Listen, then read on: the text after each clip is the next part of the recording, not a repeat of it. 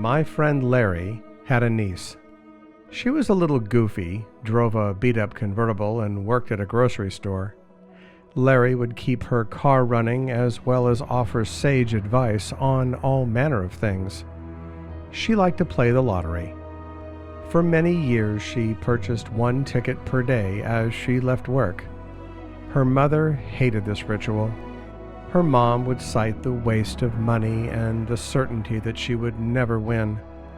As this went on, her mother and other family members would poke fun at parties about what kind of yacht she was going to pick out.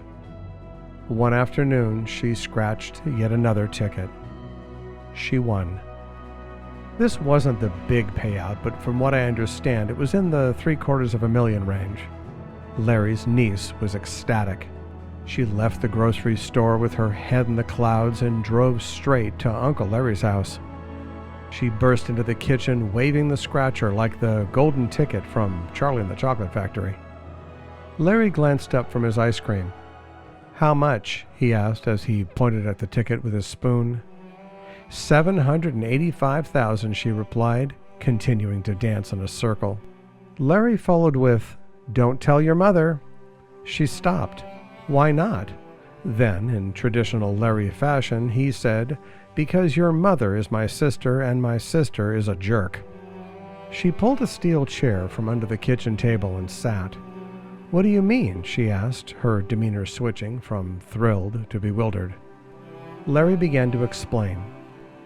"You would think people would be happy for you in your newfound wealth and fame. They are not. In most cases, they resent it. When people think you have money, they think you have too much. They will instantly make plans for your new cash since you certainly don't need it and they do. You'll be dragged to the ends of the earth with guilt and accusations of hoarding until you fold." Larry went on to say, "I'm going to tell you what to do at this point, and I hope you listen. First, did anyone at work see you scratch that ticket?" "No," she replied. "Don't tell them," Larry said. "Don't tell anyone else, and I assure you that I won't." "What do you think you'd like to do with the money?" he asked. She replied, I'd like to buy a little house." Houses at the time were priced well below the winnings. Larry continued. He told her to open a bank account and deposit the money in an interest-bearing CD or mutual fund for a year or so to pick up a little interest and cover some of the taxes. Then start going to open houses. Don't tell the real estate agents about the money either. Just gather first-time buyer literature and leave it in conspicuous locations in your apartment or on the seat of your car. If my brother, Mr. Know-It-All, asks you if you're looking to buy a house, you say yes and ask him for advice on loans. You let it slip you're saving for the minimum down payment. Then, after the family is convinced you are barely ready to get into your first house, you cut a check and move in. Get it? She reluctantly seemed to agree. What she really wanted to do was share her good fortune with her family and have them be happy for her. She was gravely mistaken. The following day, she appeared at Larry's kitchen door. She was crestfallen. "You told your mother, didn't you?" he asked. She sat in the same chair with her head in her hands. After spilling the beans, she was verbally attacked by her mother, essentially being ordered to do the right thing and share the money with her siblings.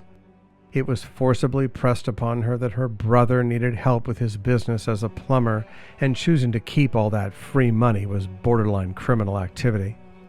Furthermore, her older sister needed a new car so she could be safe on her drives to and from college. And her mother also insisted that it would be unfair to leave her older sister with burdensome student loans she had accumulated.